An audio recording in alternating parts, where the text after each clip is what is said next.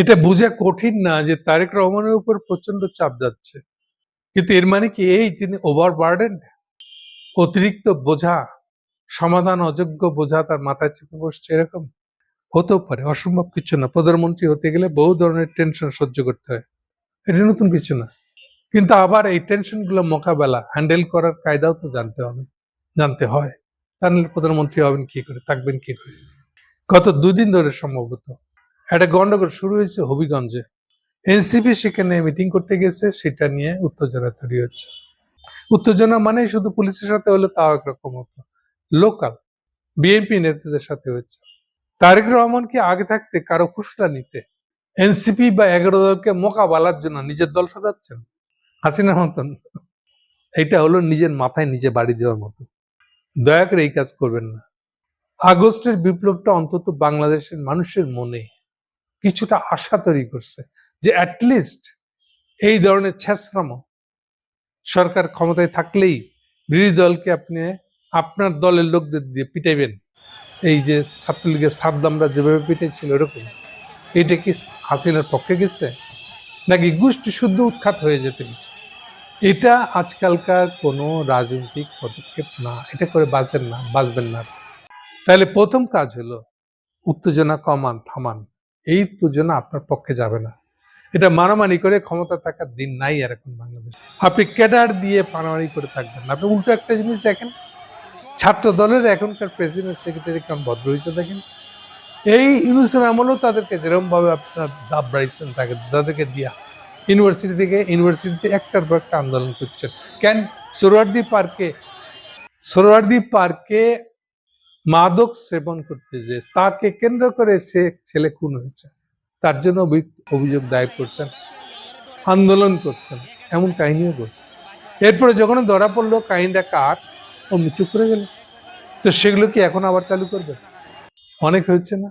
আপনি তো এখন ক্ষমতায়, এগুলা আপনার একটাও পক্ষে যাবে না। আর আপনার জন্য বিপদ তো উৎপত্তি আছে চারিদিকে। যত বেশি এগুলা করবেন এই বিপদগুলো আপনার বাড়বে।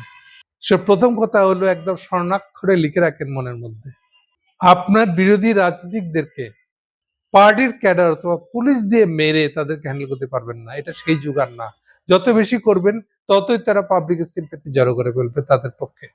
কাজের সোজা পথ হচ্ছে ওদেরকেই বরং গন্ডগোলের লোক, মারামারি করার লোক, ওটা তারা হবে কিনা করবে কিনা এটা ওদেরকে সিদ্ধান্ত নিতে দেন, বিরোধী দলকে সিদ্ধান্ত নিতে দেন। আপনি আপনার দিক থেকে যা করা দরকার নর্মাল। এখনই আপনার ক্ষমতা অন্তত বিরোধী দলের কাছ থেকে ক্ষমতা চ্যালেঞ্জ হয়ে যাচ্ছে, এমন কিছু ঘটে নাই। কিন্তু আপনি যদি ভুল করেন তাহলে ঘটনাটা সেদিকে চলে যাবে। তারা যদি হবিগঞ্জে গিয়ে একটা গন্ডগোল করতেই চেয়ে থাকে তা আপনি সেটাকে হেল্প করবেন কেন? আপনার দলের লোক ওদের দলের উপরে হামলা করতে যাবে কেন? ঠিক আছে, তারা যা করতে চেয়ে করবে। তাদের মুরদ থাকলে হবিগঞ্জে আপনাদের চেয়ে বড় সংগঠন বানায় ফেলবে। কিন্তু আপনি সেটাকে ফোর্সিবলি বল প্রয়োগ করে পুলিশ লালাই দিয়ে সামলাতে পারবেন না। পুলিশদেরকেও সেই মেসেজটা পরিষ্কার করে দিন। আপনাদের যতই খারাপ লাগুক, যতই অপছন্দ থাকুক নাইদ এনসিপিদেরকে, সেইটাকে কখনোই তাদের বিরুদ্ধে পুলিশ লালাই দিয়ে আর ট্রান্সফার করবেন ক্ষোভটাকে এইভাবে, এইটা আত্মঘাতী আপনাদের। প্রথম কাজ হলো আপনাদের দিক থেকে আপনাদের উপরে যেন পাবলিক না আঙুল তোলে। নাইদরা যা বলতে চায় বলতে দেন, অসুবিধা কি? নাইদের এগুলো বলার কারণে আপনি ক্ষমতাচ্যুত হয়ে যাবেন না। আর নাইদরাও এমন ধোয়া তুলসী পাতা না, নাইদরা বলতে চায় বলতে দেন, অসুবিধা কি? তাহলে প্রথম কাজ হচ্ছে আপনারা নিজেরা পরিস্থিতিকে কুল রাখেন, ঠান্ডা রাখেন। এমনিতেই আমি বারে বারে বলতেছি তাদের পিছনে ইনুস সাহেব আছে। ইনুস সাহেব প্ররোচনায় তারা আপনাকে নিয়ে নানা কিছু করতেছে। এই পরিস্থিতিতে আপনি কি সরাসরি ফাইট করবেন, নাকি সবার আগে নিজেকে পাবলিকের কাছে আবেদন জানাবেন এই যে দেখেন এরা গন্ডগোল করতেছে বলে? নীতি কৌশলে ভুল করেন না। সবার আগে পাবলিকের কাছে যান। পাবলিকরা সবাই এনসিপি 11 দল জামাত ইসলামের পক্ষে চলে গেছে এটা ধরে নিয়েন না। ভুল তো আপনারা সবাই করছেন, অপরাধ তো সবাই। 12 ফেব্রুয়ারি ইউনূসের হাত ধরে সবাই সিট ভাগাভাগি নির্বাচন করছেন। আপনার জীবনের সবচেয়ে আত্মঘাতী সিদ্ধান্ত হয়েছে ইউনূসের হাত ধরে ক্ষমতায় গেছেন। এখন আপনি এই কথার প্রেক্ষিতে হয়তো বলবেন আপনার অনেক কথা আছে, আপনি যে অবস্থায় ছিলেন, দেশে ফিরে আপনার জন্য মেলা কঠিন ছিল। এখন কি করব, এটা না ধরলে তো আমি ক্ষমতা যেতে পারতাম না। এগুলো মেলা কিছু কথা আপনারও আছে হয়তো, কিন্তু শেষ কথাটা খেয়াল রাখেন, আপনি যদি একটা ফেয়ার ইলেকশনে পার্টিসিপেট করতেন, আপনি ছাড়া কে জিততো? জামাতে ইসলামের জন্য ওই 18 সিটের জামাতে ইসলাম যে 70-75টা সিট পাইছে, এটা কি তার বাপের জন্ম চিন্তা করছে? বুঝেন না এটা? আপনি বরং ইউনূসের কান্দে চড়তে গিয়া আরো জামাতকে গুরুত্ব বাড়ায় দিছে। এগুলো কিছুই হইতো না। আপনি পাবলিকের উপর ভরসা করেন নাই। জামাতের চেয়ে আপনার পাবলিকের মন জয় করার বেশি সুযোগ ছিল। আপনি সেই দিক পথে যান নাই, ভয় পাইছেন।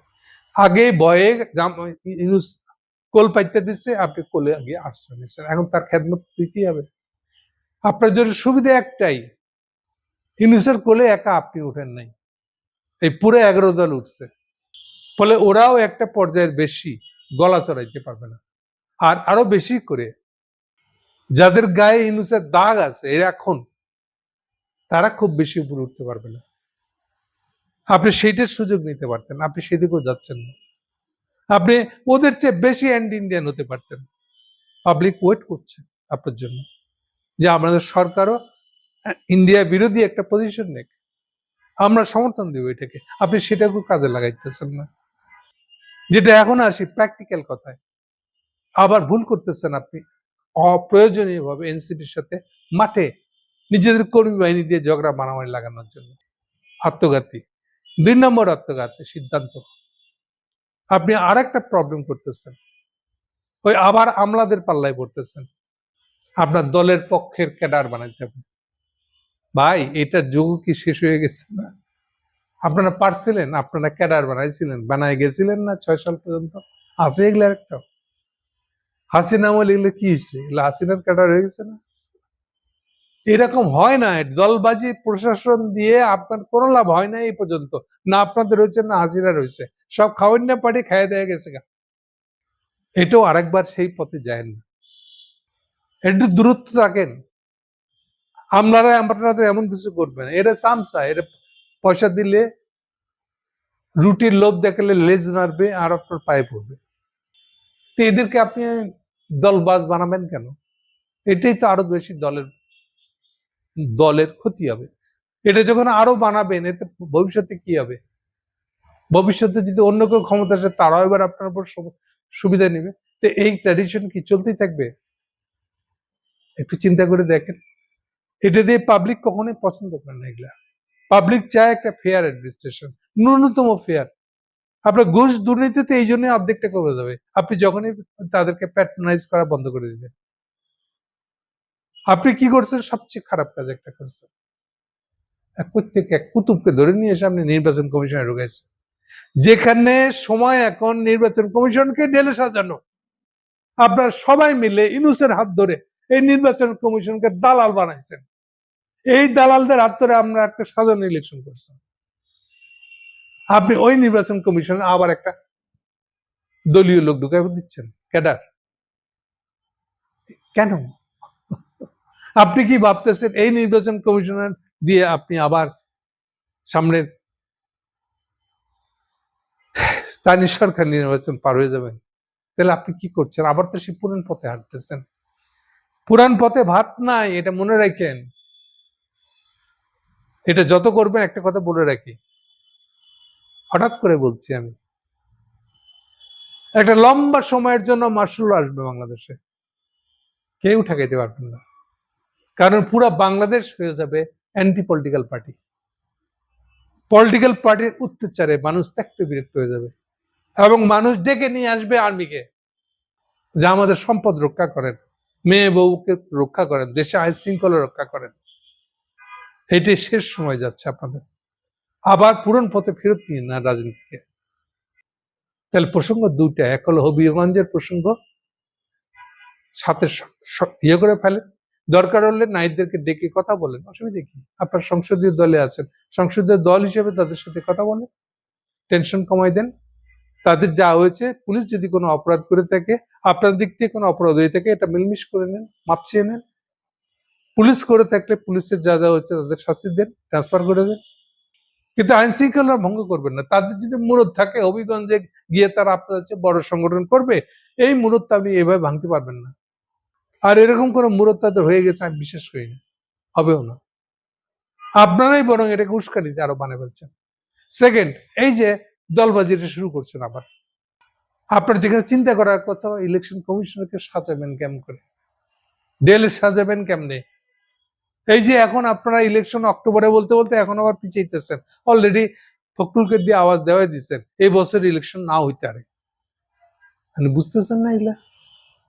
সেই জন্য কি আপনি দলের লোক ঢুকাই দিয়া নির্বাচন কমিশনকে আরো দলীয় বানাইতে চাচ্ছেন, এভাবে পার হবেন? মানে বুঝতেছেন না চারিদিকে এনিমি কত, দেশি বিদেশি এনিমি এত বেশি। আমেরিকা ইন্ডিয়া এগুলা তো শান দিয়ে বসে আছে, এগুলা কাজে লাগাবে। আপনি দয়া করে তাদেরকে আর হেল্প করেন না, সুযোগ দিয়েন না, নিজে বাঁচেন, ফেয়ার কিছু একটা করার চেষ্টা করেন। দেখেন মানুষ এর জন্য আপনাকে অনেক দোষ অপরাধ মাফ করে দিবে, মানুষের অনেক কাছে যেতে পারবে। Thank you.